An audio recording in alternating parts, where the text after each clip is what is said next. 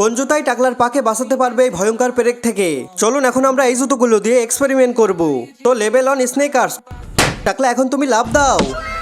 Yahoo, পুরোপুরি সুরক্ষিত, টাকলার পায়ে একটাও দাগ পড়েনি। তো লেভেল 2 ভাইরাল সমুদ্রের জুতা। সমুদ্রের জুতা কি টাকলার পাকে বাঁচাতে পারবে?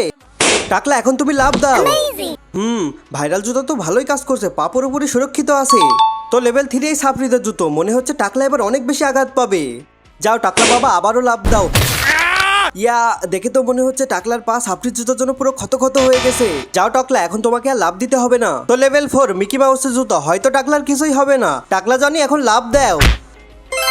টাকলা জনি একটুকু ব্যথা পায় নাই। মনে হয় এই জুতোটা অনেক বেশি ভালো। তো এখন ফাইনাল অ্যান্ড লাস্ট ট্রেডিশনাল চামড়ার জুতো।